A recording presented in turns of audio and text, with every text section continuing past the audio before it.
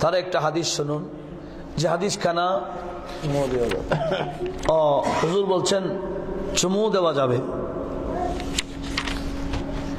এই হাদিস খানা ইমামে আহমদ ইবনুল হাম্বল, যিনি ইমামে বুখারীর উস্তাদ, বলুন মারহাবা, হাম্বলি মযহাবের ইমাম, যিনি কিতাব লিখেছেন, কিতাবের নাম মুসনাদ আহমদ বিন হাম্বল, যেখানে 30,000 নবীজির হাদিসে পাক আছে।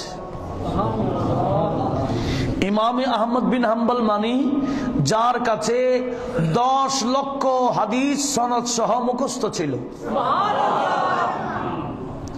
ইনি ইমাম বুখারীর উস্তাদ। আমাদের দেশে অনেকে ইমাম বুখারীকে মানে আর গুলার নামও জানে না। এরা তো বড় জাহেল, মূর্খ। গভীর মনোযোগ। সেই মুসনাদে আহমদের হাদিস নম্বর 23,632, 23,000। আর যে সমস্ত সহিহ হাদিস সিহাসিত্তা থেকে বাদ পড়ে গেছে, আরেকজন ইমাম এসে ওই হাদিসগুলো একসাথে করে ফেললেন। সহিহ হাদিসগুলো, ওনার নাম ইমাম হাকিম। উনি একটা কিতাব লিখেছেন আল মুস্তাদরাক লিল হাকিম। ওই কিতাবে 4th খণ্ড 515 পৃষ্ঠায় আসছে। ইমাম তাবরানী আল মুজমুল কবীরের হাদিস নম্বর 3999, 3999। সেই কিতাবের মধ্যে আছে বিশেষ করে মালিকি মযহাবের উল্লেখযোগ্য মুহাদ্দিস ইমাম কাজী আয়াস মালিকি, ওনার কিতাব শিফার মধ্যে নোট করেছেন। একটু লক্ষ্য করুন, কারণ এখন কথা বলতে রেফারেন্স দিয়ে বলতে হয়, মানুষ বিশ্বাস করে না। নতুবা তৎকালীন আলেমরা বুখারী শরীফে আছে বলছে, বাস মানুষ বিশ্বাস করে ফেলেছে।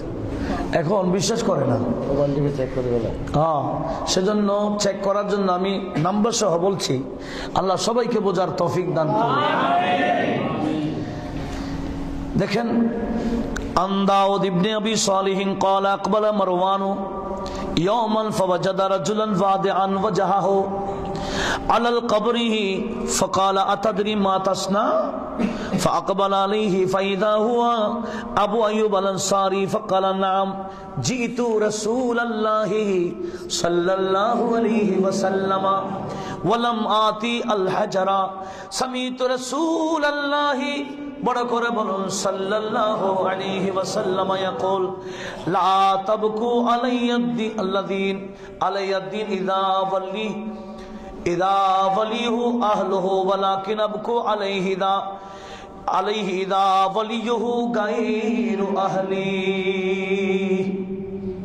লক্ষ্য করুন, আমার হযরতে দাউদ বিন সালেহ উনি বয়ান দিচ্ছেন, একদিন মদিনার গভর্নর, যার নাম মারওয়ান, মদিনা শরীফের কি ছিল?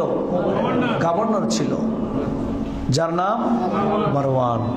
বড় মুনাফেকের বাচ্চা ছিল। তার দাদা বাবাও মুনাফেক ছিল।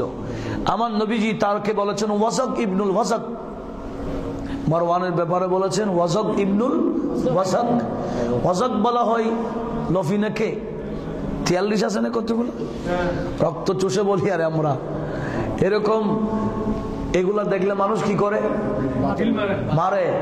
আমার নবী বলেন মারওয়ান এরকম ওয়াসাক ইবনুল ওয়াসাক। সে মারওয়ান মদিনার গভর্নর ছিল। সে একদিন নবীজির রওজা পাকের পাশ দিয়ে যাচ্ছে, দেখতেছে নবীজির কদমের পাশে কে যেন মাথা ঝুঁকাইয়া বসে আছে। কি ঝুঁকাইয়া? এরকম কোন বলির দরবারে মাথা ঝুঁকাইয়া বসে থাকলে আরেকজন দেখলে বলে শিরিক। শিরিক কাকে বলে একটু ভালো করে লক্ষ্য করুন, ভালো করে লক্ষ্য করুন। মাথা ঝুঁকাইয়া বসে আছে কার মাজারে? নবীজির মাজারে। মনোযোগ আছে তো? দেখলেন কে? মারওয়ান।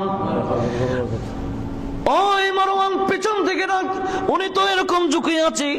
আর মারওয়ান পিছন থেকে ডাক দিয়ে বলছেন, তো কাল আতাদরি মা তাসনা, আয় বন্ধু তুমি কি করছো জানো?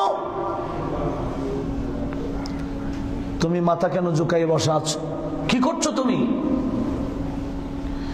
উনি কে মারওয়ান তো পিছন থেকে দেখে নাই, কথা বোঝা যায়? কে যে মাথা ঝুঁকাইয়ে বসে আছে উনি কে মারওয়ান তো আনদেখা বলেছে, আতাতেরি মাতাস না, এই তুমি কি করছো, তুমি জানো? এরকম বলতেই উনি মুখ ফিরালেন। মুখ ফিরাইতে দেখছেন উনি হলেন নবীজির মেজবান। হিজরত করে আমার নবী যার ঘরে তশরিফ নিয়েছেন উনি হচ্ছেন হযরতে আবু আইয়ুব আনসারী, নবীজির এক বিখ্যাত সাহাবী। উনি মাথায় ঝুঁকাইয়ে বসে আছে। এই সাহাবী শিরিক কাকে বলে জানে না? কি বলেন? আর আমার নবী বলেন সাহাবী সব না, যে কোন একজন সাহাবীকে অনুসরণ করবা জান্নাতের রুটটা পেয়ে যাবা। বিআইয়িহিম ইকতাদাইতুম ইহতাদাইতুম, যে কোন একজন সাহাবীকে অনুসরণ করলে জান্নাতের রাস্তা পাওয়া যায়। আর এই সাহাবী মাথা ঝুঁকাইয়ে বসে আছে কার মাজারে? উনি বললেন, এই মারওয়ান তুমি কি বলতে চাও? তুমি মনে করেছো নবীজি মারা গেছে শেষ? নাউজুবিল্লাহ বলেন না। আরে আমি কোন পাথরের কাছে আসি নাই, কোন মূর্তির কাছে আসি নাই। হযরতে আবু আইয়ুব আনসারী বলতেছেন, বলে ক্বালা নাম, হ্যাঁ আমি আর কি করছে আমি জানি না। জিতু রাসূলুল্লাহ সাল্লাল্লাহু আলাইহি ওয়াসাল্লাম, আমি তো নবীজির কাছে আসছি। ওয়ালাম আতি আল হাজারা, আমি তো কোনো পাথরের কাছে আসি নাই। জোরে বলুন সুবহানাল্লাহ। অনেকে মনে করেছে নবীজির মাজার এটা পাথর, ভিতরে নবী নাই। সেজন্য আব্দুল ওয়াহাব, মোহাম্মদ বিন আব্দুল ওয়াহাব নজদি, তার একটা কিতাব তৌহিদ আছে, সেখানেও আছে সে একটা লাঠি নিয়ে আমার নবীর মাজারে গিয়ে এমনি তো সব জান্নাতুল বকিতে মুআল্লাতে মাজার সব ভেঙে দিল, নবীজির মাজারও ভাঙতে চাইছিল কিন্তু পারে নাই। আমার নবীজির মুজিজা প্রকাশ হয়েছিল, ভিতর থেকে বিষাক্ত সাপ বের হয়ে তাদেরকে তাড়াইছিল। আর সেই মোহাম্মদ বিন আব্দুল ওয়াহাব নজদি, যিনি ওয়াহাবি ফিরকার প্রতিষ্ঠাতা, ফাউন্ডার, সে লাঠি নিয়ে আমার নবীর রওজা পাকে গিয়ে বলছে, এই আমার আশেপাশে যারা দেখো, হাজা আসাই, এটা আমার লাঠি, এটা আকবার মিন হাদা সানাম ওয়া আনফা মিন হাদা সানাম, এই মূর্তি থেকে আমার এই লাঠি বেশি ফায়দা দেয়। রাসূল পাকের কবরকে সনম বলেছে, মূর্তি বলেছে। এই ওয়াহাবিদের ফাউন্ডার, সে বলছে আমার লাঠি ফায়দা দেয় আমাকে, এটা আমাকে লাভ করতে পারে, ক্ষতিও করতে পারে, কিন্তু এই মূর্তি কারো লাভ করতে পারে না। আমাদের নবীর কবরকে মূর্তি বলেছে। আর সাহাবী কি বলছে? সাহাবী বলল, এ মারওয়ান কি বলতে চাও? আমি যা করছি যথাযথ করেছি, আমি নবীকে সিজদা করি নাই, মাথা ঝুঁকিয়ে সম্মান করেছি মাত্র, সিজদা তো করি নাই। আমি তো কোনো পাথরের কাছে আসি নাই, আমি তো নবীজির কাছে আসছি। জোরে বলুন সুবহানাল্লাহ। এখন তো অনেকে মনে করেছে না, নবী যেমন পিস টিভি একটা টিভি আছে, সেই টিভির আলোচকরা, যারা আলোচক আসে, অধিকাংশ আলোচকের আকীদা হলো নবী গেছে গা, বাস মারা গেছে, উনি আর নাই, উনি মরা নবী। আপনাদের আকীদা কি? নবীজি মরা না জিন্দা?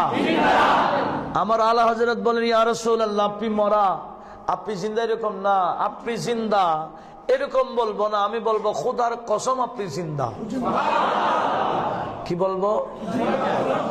खुदार कसम तो जिंदा है वल्लाह, तो जिंदा ही वल्लाह, मेरे चश्मे आलम से छुप जाने वाले, छुप जाने वाले, सलातुनिया